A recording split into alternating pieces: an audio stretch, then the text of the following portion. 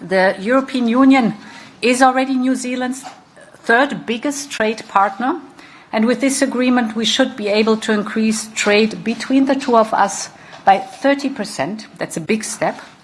Our farmers on both sides will benefit, and they will benefit way beyond tariff cuts, because we will work together on sustainable food systems. We will work together on animal welfare, on food and fertilizers, on the reduction of pesticides, many, many good topics. This agreement also protects 200 European agri-food products, the so-called famous geographical indications. EU investment in New Zealand can grow by 80%, and this is huge. And this is because we managed to ensure a level playing field between EU investors and New Zealand, and vice versa, New Zealand investors and the European Union. We also managed to eliminate almost all tariffs on EU exports to New Zealand and to improve access to our respective government procurement markets. The agreement brings modern rules on digital trade, very important. So it facilitates the data flow between us. This is important, but it protects the individual rights, so protecting our values. It is a big step for our economies and for the development of digital rules internationally. But beyond economic benefits, this agreement has very important innovations to bring just and green growth. It hits several firsts. For example, it includes sanctionable commitments to the Paris Climate Agreement. This is the very first time that we take such commitments in a trade deal, the very first time. And it contains, again, for the first time, provisions on fossil fuels. This clearly reflects our common goal of reducing fossil fuel subsidies and reforming fossil fuel subsidies, in particular through the WTO. And we show the same ambition on core international labor standards and on gender equality to advance women's economic empowerment. So this agreement will bring major benefits to our economies, but also to our societies. The second agreement we signed today is on law enforcement cooperation. We just witnessed the signature of this agreement for closer cooperation between Europol and New Zealand. This will strengthen significantly our joint fight against organized crime and terrorism. Indeed, both New Zealand and the European Union have suffered heinous terror attacks in recent years in Churchville, in Brussels, in Nice. This agreement will reinforce our cooperation to help us prevent such attacks. It will also address terrorist content online, and it will guarantee high standards of data protection. So, dear Jacinda, these agreements come at the right time. The world needs now very clear signals that democracies like ours deliver for people, because the values we share are challenged across the world. From Ukraine to the Indo-Pacific region, you're well aware of that. Indeed, Russia's unprovoked invasion of Ukraine is sending shockwaves across the world. It is driving food and energy prices up. It is endangering prospects for global growth and the lives and livelihoods of millions. It threatens the rules-based order. So the democracies need to stand up and stick together. And this is why the European Union is working to strengthen its partnership with like-minded partners. And dear Jacinda, of course, you are such a like-minded partner. The agreements that we conclude today are good for New Zealand, they are good for the European Union, they are also good for the global economy as a whole and for our citizens. And they show that democracies are united and that they are strong. Once again, a very warm welcome. Well, good afternoon, and thank you, President von der Leyen. Thank you for the welcome, and thank you for the conversation that we've just shared as well. And tēnā koutou katoa. Today is an important day for New Zealand and the European Union, including its 27 member states. This afternoon is part of a constructive, wide-ranging and warm discussion between two good friends.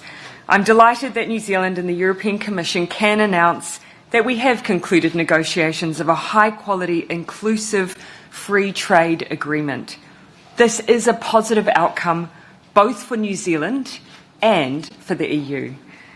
Our relationship with the EU is characterised by our shared values.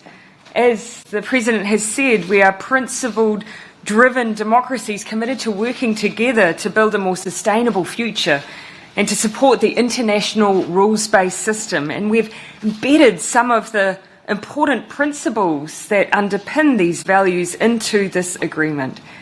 It is in our minds a model of how we can create trade arrangements that support our economies, but also support people and place.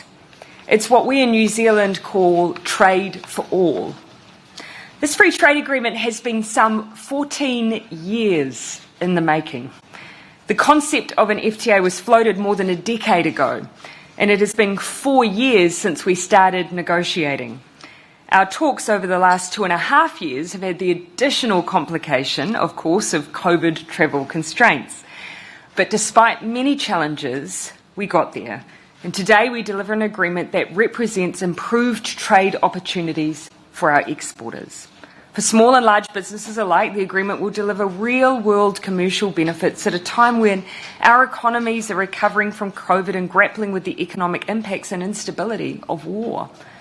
It contains groundbreaking commitments, as has been said by the President, on environment, labour rights, gender equality as foundational parts of a trade and sustainable development chapter. And I'm pleased that this FTA also includes a dedicated chapter on Māori trade and economic cooperation, which of course is very important to Aotearoa New Zealand.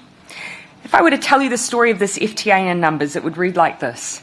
It provides duty-free access for 97% of New Zealand's current exports to the EU, 91% of those from day one.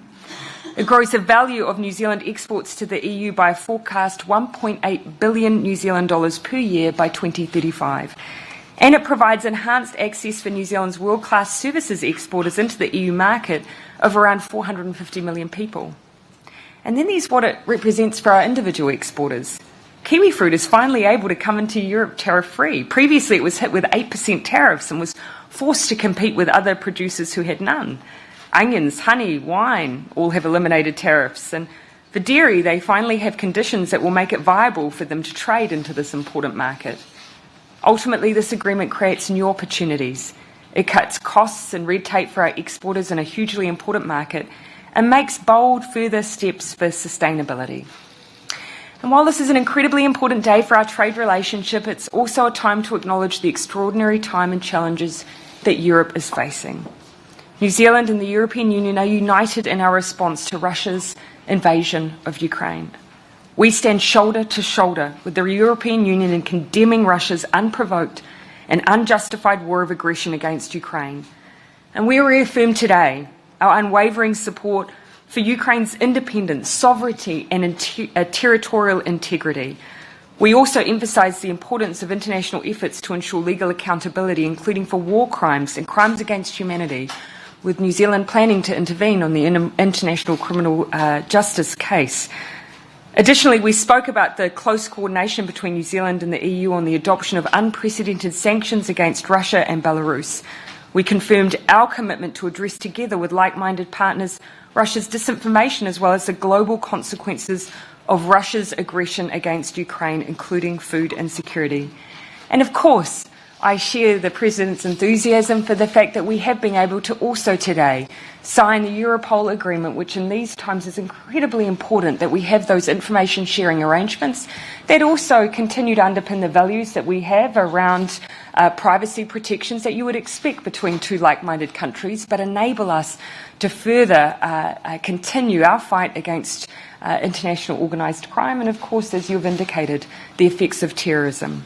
In closing, and going back to the free trade agreement, because that is what today will be remembered for, the FTA conclusion marks a long-awaited and historic further milestone in the strong partnership between two closely connected, like-minded friends. I'm very pleased to be here as part of this historic moment and to see what this free trade agreement offers us as partners in the future. Nō reira, tēnā koutou, tēnā tātou katoa. Thank you. Thank you very much. Let's wrap our stuff. My dear. Yes. Let's give you a hug. Very good. Thanks a lot. That was great. Thank you. Thank